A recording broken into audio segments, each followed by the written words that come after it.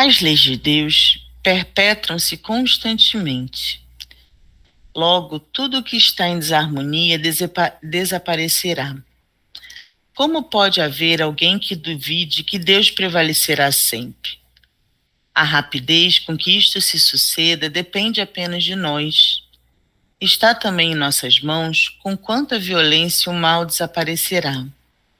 Na medida em que estejamos dispostos a deixá-lo ir, na medida em que tenhamos sido capazes de edificar o novo dentro do velho, haverá menos violência. Assim trabalharemos para isto. Ajudemos a que a fênix se eleve das cinzas. Ajudemos a traçar os caminhos para o novo renascimento. Ajudemos a acelerar o despertar espiritual que nos levará à era dourada que acontecerá. Para introduzirmos-nos na era dourada, devemos ver a bondade nas pessoas. Devemos saber que aí está, não importa quão profundamente escondida esteja. A apatia e o egoísmo estão aí, mas a bondade também. Ela não pode ser alcançada por meio da razão, senão através do amor e da fé. O amor puro é uma disposição para dar sem pensar em receber nada em troca. O amor pode salvar o mundo da destruição nuclear. Amem a Deus. Voltem-se para Deus com receptividade e confiança. Amem seus semelhantes. Voltem-se para eles com amizade e generosidade. Façam-se credores de serem chamados filhos de Deus, vivendo com amor. A gente nem começou de fato a leitura, que seria de hoje, mas essa volta foi bacana porque ela dá um toque muito importante aqui quando ela fala, né? Ela não pode ser, logo no final do parágrafo, no segundo parágrafo, ela não pode ser alcançada por meio da razão, senão através do amor e da fé. O que não pode ser alcançado? Essa visão que ele fala, né, que ele tem que criar uma nova perspectiva, uma nova forma de enxergar. E pelo menos eu conheço muitas pessoas que estão numa busca, na sua busca, mas que eles não conseguem expandir a mente, não conseguem se libertar da letra escrita. Então, eles buscam, né, o que eles aspiram encontrar, o entendimento, a consciência que eles querem ter das pessoas ao seu redor, do mundo, do universo como um todo, nos ensinamentos de outros encarnados. Então, eles querem que pegar um livro e achar a receita de bolo perfeita, em que explique tudo para eles, em que faça eles se sentirem satisfeitos com o que estão vivendo ou experienciando. E ela mostra um caminho para a gente muito interessante, que isso, né, o que a gente vai ler, seja no livro de qual linha de pensamento for, o que a gente vai ouvir, seja do pregador, do orador, do palestrante, de qualquer que seja a filosofia ou religiosidade que ele tenha, são, assim, cutucadas para te instigar, mas que o real aprendizado, a transformação no pensar, no agir, no entendimento que a gente vai ter do universo, que vai ser diferente de cada um. Aqui nós estamos em 6 pessoas e cada um vai seguir num entendimento individual daquilo que tem a ver com a sua realidade, mas a gente não pode se prender à letra, ao que apenas os encarnados nos passam. E isso faz com que muita gente permaneçam em dúvidas e até façam crescer as suas dúvidas. E alguns levam isso para o lado da desacreditação total, Pô, mas ninguém explica, mas isso aqui fala o contrário disso aqui. Porque esse cara tem, ele começa bem, mas dá uma escorregada. Então, esse é o ponto que ela fala. Se a gente não tiver amor, fé, e eu colocaria aqui o ingrediente da paciência para que a gente, cada um individualmente, se entenda com tudo isso, a coisa não flui. Então você fica numa busca incessante e infinita, porque você vai ler bilhões de livros, vai ouvir todos os oradores de todas as linhas de pensamento que existem na Terra e não vai se satisfazer, porque você está preso à letra e às informações que vêm da Terra, sem abrir o seu coração e principalmente expandir a sua mente para o que está muito além desse mundinho que a gente vive. E uma outra frase, Silvio, que eu li também, e que para mim é muito importante porque eu às vezes me pego nessa situação, que ela fala assim: o amor puro é uma disposição para dar sem pensar em receber nada em troca. E quantas vezes eu fui ajudar alguém, conhecido ou não, e eu me peguei na situação de tentar entender ou julgar ou avaliar se eu deveria ajudar ou se aquela pessoa merecia, entre aspas, ajuda ou não. E a resposta é sempre essa: não é o outro, é você. É o que você vai fazer, o que você vai dar, é o que você vai oferecer ao próximo. Que eu acho que é muito que a Peregrina mostra ao longo de toda a sua história. O que você oferece não depende do outro, só depende de você, da sua decisão, da sua vontade de fazer. Então faça. Se é uma coisa boa, não importa o resto. Faça, porque esse é o seu papel. Se você é uma pessoa que você lê tanto, aprende tanto, conversa com as pessoas, procura se desenvolver e você tem isso dentro de você já, cara, não deixe que a dúvida, que a incerteza, ou que as coisas mundanas venham ao seu encontro para trazer essa... não vou fazer porque eu acho que a pessoa não merece. Não permita isso. Permita que o amor que existe dentro de você, que a sua vontade de ajudar, que a sua... essa energia que você tem para doar se expanda. O que vai acontecer depois não está nas suas mãos. Mas esse trecho para mim foi muito importante por isso, porque de vez em quando eu ainda me pego fazendo esse tipo de questionamento. E aí depois eu lembro disso. Eu falei assim, não, eu não tenho que saber do outro. Eu tenho que saber de mim. Eu tenho que cuidar das coisas que eu faço e das decisões que eu tomo e se estão alinhados ou não com aquilo que eu acredito. Isso aí me remete a um outro trabalho que eu estou fazendo comigo, que no início, quando você começa a tentar despertar para tudo isso, você começa a falar para você mesmo, menos eu e mais nós, menos eu e mais nós. E você mesmo falando agora, você tem que fazer pelos os outros. Não interessa o que você está pensando, se você vai, na hora que todo mundo que você está ajudando ao seu redor modificar, aquilo vai te ajudar também. Isso começou a me levar a outro ponto do pensamento, que é também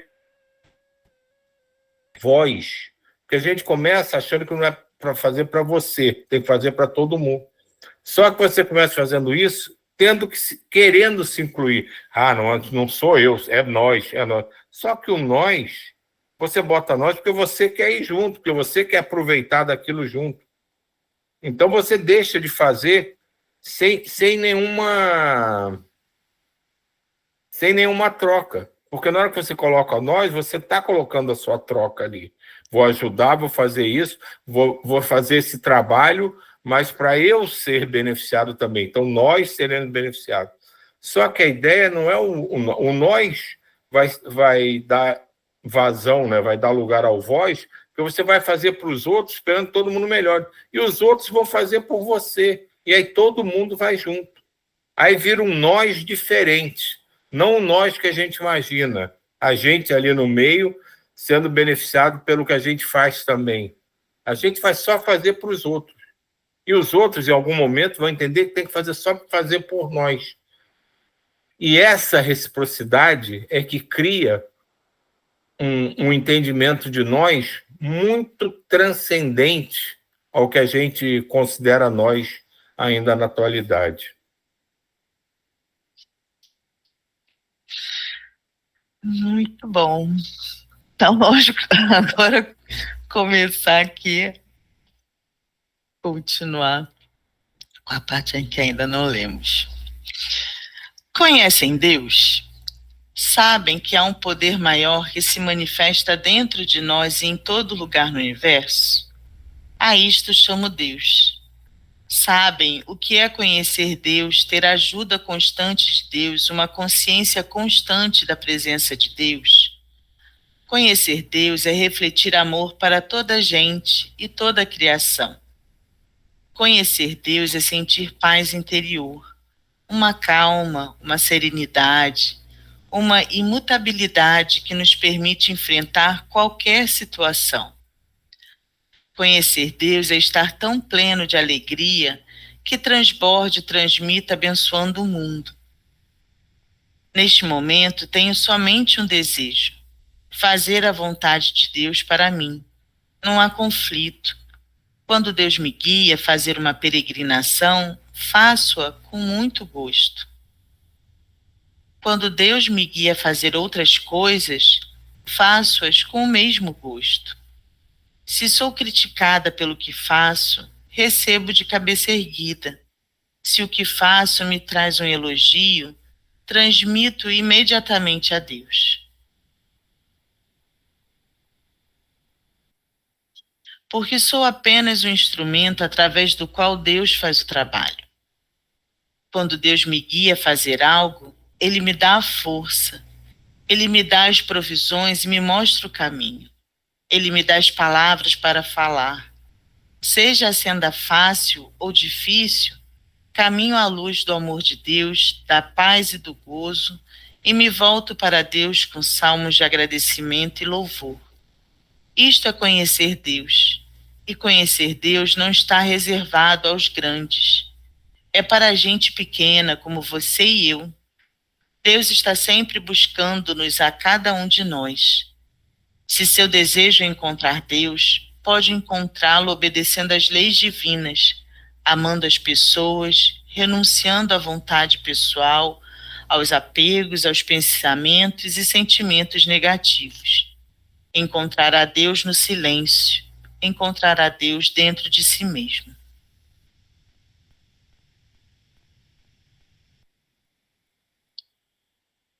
Capítulo 8, Caminho da Paz.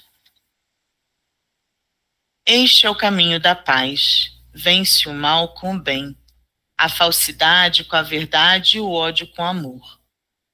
É difícil a gente entender que toda guerra é má e que é uma derrota em si mesma.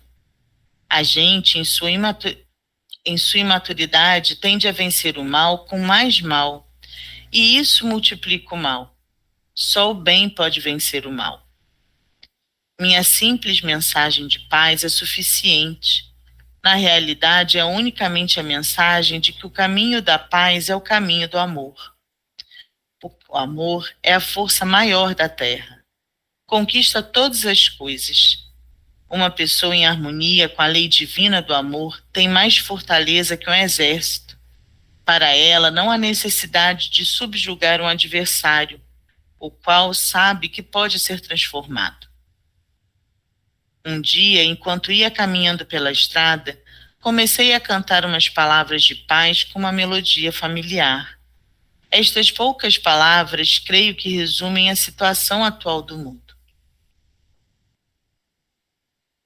O mundo está trabalhando febrilmente para construir arsenais de guerra. O mundo está preparando uma destruição jamais vista. Ouço muita injúria aos inimigos e aumentam os debates. Mas, o mundo está ansiando, está anelando, está orando pela paz. pela paz. Elisa, volta só um pouquinho no final do parágrafo de cima. Sim, sim, sim. Cadê aqui?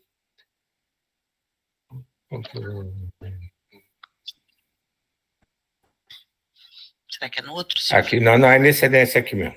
É que quando ela fala, uma pessoa em harmonia com a lei divina do amor tem mais fortaleza que um exército. Para ela, não há necessidade de subjugar um adversário, o qual sabe que pode ser transformado. Isso tem tudo a ver com o que a gente até começou ontem, aquela história do filme, né, que eu contei, e com a minha reavaliação do modus operandi de todos os tratamentos, reuniões que se fazem para auxiliar entre aspas, né, combater o mal, também esse mais entre aspas ainda, que são proferidos em cada um da sua forma, em qualquer tipo de religiosidade. É exatamente isso. O conhecimento que a gente tinha, né, a ideia que a gente tinha, que quando a gente ia se encontrar com o espírito desarmonizado, desequilibrado, é quase essa ideia de subjugá-lo, de deixá-lo inerte, impotente, para que ele aceite uma nova ideia, quase que à força. E essa ideia é passada assim. E aos poucos você vai entendendo que não é dessa forma, não é tolhindo a liberdade daquele espírito, mesmo que ele faça as coisas mais hediondas no teu modo de ver, não é aprisionando ou tolhindo a liberdade dele que você vai levá-lo à transformação. É amando cada vez mais. E quanto mais ele te desafiar, mais amor você oferecer. E aí vem o que para mim tem se tornado, né, ou vem se tornando na minha cabeça, se não a mais importante, mas uma, com certeza, das mais importantes virtudes que a gente tem que aprender de fato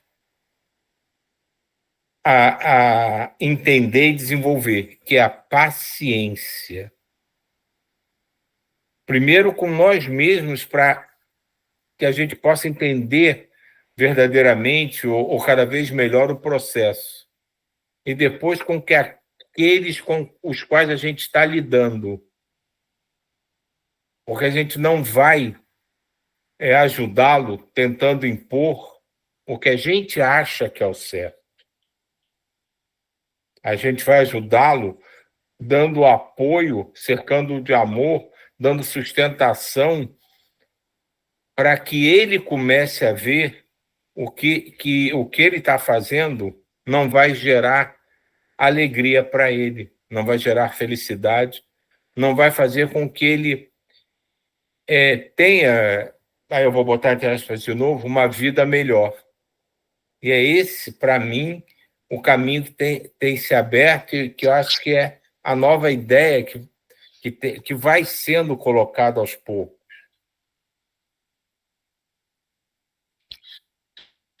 E essa sua fala, Silvio, é bem interessante porque a gente, especialmente na educação dos filhos, as pessoas muitas vezes falam que a gente precisa ser firme, ser duro, ser para que eles aprendam e que eles estejam preparados para a vida. E a última vez que eu conversei até com o psicólogo da minha filha, eu falei o seguinte, eu falei assim, olha, eu lembro da minha história, da minha infância, eu tive pessoas que me ensinaram com muito amor, e tive pessoas que foram muito duras comigo, eu aprendi, mas sofri bastante.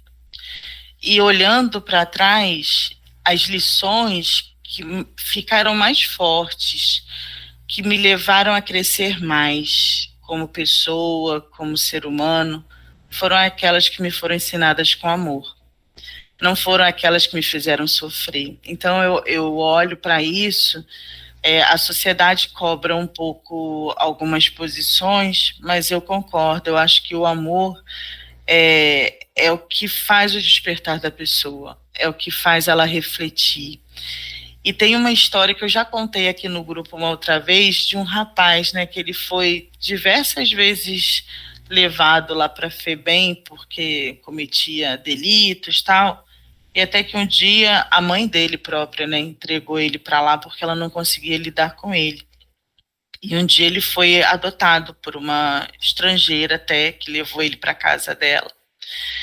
E que um dia ele revoltado com aquilo, porque ele era sempre muito maltratado, então era essa a única linguagem que ele conhecia.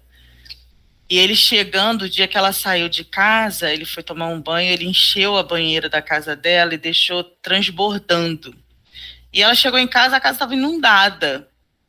E ele chegou, quando ele a viu, ele conta que ele estava esperando que ela fosse dar uma surra nele. E que ela fez, ela abraçou ele. E ela disse que ela o amava. E ele falou que a partir dali ele entendeu que não tinha espaço para aquilo, que ele não precisava agir daquela forma, que tinha uma outra maneira dele aprender. E depois que ele cresceu, ele fez um trabalho de acolher outras crianças e outros adolescentes dessa mesma forma, levando o amor. Então você vê que um gesto, né, de amor sincero, verdadeiro, paciente, como você falou, como é transformador, porque às vezes dá um choque tão grande na pessoa, porque ela não espera, que isso faz um despertar profundo nela. E é isso que vai fazer com que ela leve esse amor para tantas outras pessoas que também vão ser tocadas por ele.